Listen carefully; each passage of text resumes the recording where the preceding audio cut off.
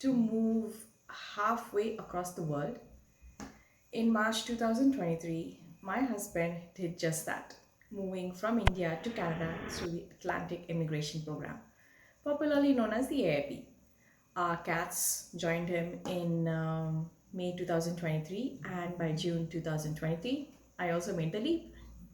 If you're gearing up for your big move, this video is just for you. While I won't dive into the nitty-gritty part of AIP paperwork, the IRCC, offer letter, flight ticket, etc., I will share the essential documents that helped us make our new life in Canada a reality and stress-free. Because after I landed in Canada, I didn't want to think, oh my god, I forgot that document. Stick around to know what we carried with us. If you're new here, welcome. My name is Raksha and I'm an Indian immigrant in Canada who arrived in June 2023. Well, actually, four of us: hubby dear, our two family cats, and myself. If you want to follow my journey and the experiences I've had from being a 40-year-old Indian housewife back in India to now a life in Canada, be sure to subscribe to my channel, Raksha in Canada. So getting on to this video. When relocating from India to Canada, in my mind, I had so many things running. And since this video is focused on documents, I'll do my best to stick to it. So for this, I was worried that I would forget a very basic document. And that happens because I never needed it. To prevent this, I thought the best way to do it was to live my life in my mind and create a list. Essentially, I wanted to carry a comprehensive set of documents to ensure a smooth transition. So what is the very first document of my life? Birth certificate. Then I went to school, so it's 10th standard certificate. After that, I went to PU, which others might know as 11th and 12th. And after that, I did my BE, which is known as Bachelor's of Engineering. So like this, I made my entire list. The first thing I would like to share is that no matter what document or legal paper you get, make sure that it is in English. For example, here in India, in some states, the birth certificate is available in the local state language, which is great if you're going to be living at home, that is India. But if I would show that same piece of paper here in Canada, it would be very hard for the officials to read the paper as it is not in English. I don't know if it is a rule to have them in English. This is just a suggestion for you that we are doing this entire thing to make our life easier, right? Point number 2. Carry 2 folders. Let us say one folder is red and the second folder is blue color. In the red folder, you will keep all copies of all the documents, like at least 3 to 5 copies of each document. Also a set of passport size photos, a glue stick, and a blue color pen. Just in case you go somewhere and they say, no, you filled the wrong document and they give you the document to fill, well, you have an extra photo, you have a glue stick, you have a pen, everything ready. In the blue folder, I will keep all the original documents with the help of a transparent leaflet, since we don't want to punch holes in the original documents when it is kept in the folder. Point 3. When I get a Xerox of the originals, I make a copy of them in my pen drive and I also send a copy of them over to my email address.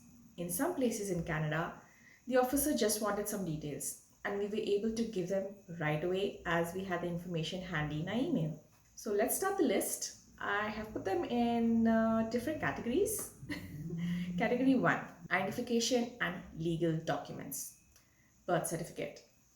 I did not have mine at all. I had to do some Google research and I found out which government building I should visit in Bengaluru. After going there, I found out that we can also get a digital birth certificate. This was awesome because my hubby's birth certificate was like ripping apart. So we updated his also to the latest format. Driver's license, both Indian and international driver's license, if you plan to drive. A marriage certificate and passport, your valid passport and any expired passports. So when I went to the passport office to get the passport renewed, and in the exit, when the officer said, okay, fine, you're done. I was like, okay, I was holding the old passport and new passport. I said, so what should I do with the old passport? Like, I throw it? Officer was like, oh, no, you keep it safely. I'm like, what? He's like, yeah, it's like a legal thing. You cannot dispose it, you cannot get rid of it. So keep it safely in the safe. I actually laughed because I thought they were joking, but no, they were serious. I had no idea about this because I never came across this, never heard about this, but my hubby dear knew about it. I didn't. You learn new things every day. Yeah. Category 2, education and professional documents. So you get your academic transcripts and your certificates, the original certificates and transcripts of all your qualifications. In our case, it was 10th standard marks card, our PU certificate and our B certificate. For our B certificate, we also did this thing, hubby dear did this thing called consolidation of mark sheets. I did not even know such a thing existed. Plus any other certificate courses you have done, like mehndi class, interior designing course, cooking class, tailoring class, whatever it was, try to get the certificate. If you run the classes ages ago, then try to contact them back and ask if they can be updated, or ask if they've got the certification done and you can get the latest certificate. What I mean here is that in some places, they would have just given a basic certificate that they were printed at the shop, but later on they would have got them self-registered and now they'll be having registered certificates available. If it's a government certificate, even more better. Category 3, medical and health records. I'm not going to be diving into the immunization records like vaccination history for you and your family. So in medical records, any important medical history, your prescriptions and the records of chronic conditions. Maybe you have a heart condition or maybe you're diabetic. Stuff like that which is personal for you. Health insurance documents. Any existing health insurance document, take it. Category number 4, financial documents. Bank statements. So recent bank statements to show proof of funds.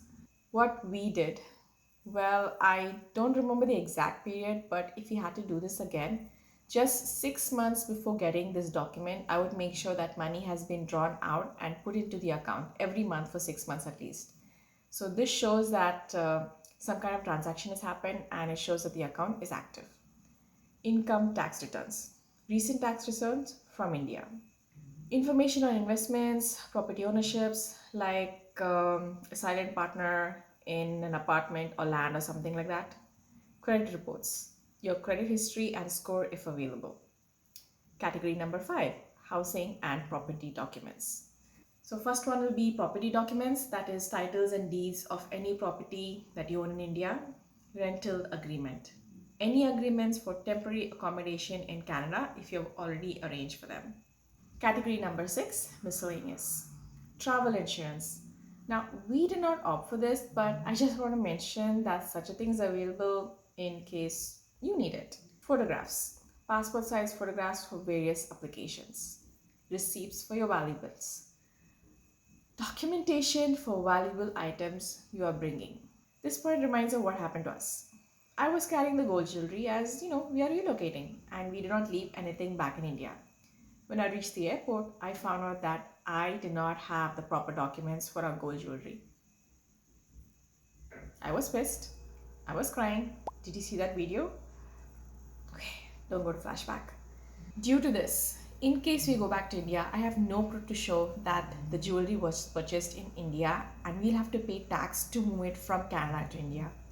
If I had the proper paper, I could have just taken it back to India with zero tax. I'll do my best to share all the steps and details in the upcoming videos that I found out for moving of family gold jewelry from India to Canada. Category number 7, copies and digital backups.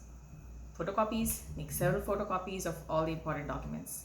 Digital copies, scan and store digital copies in a secure online storage or in your USB drive.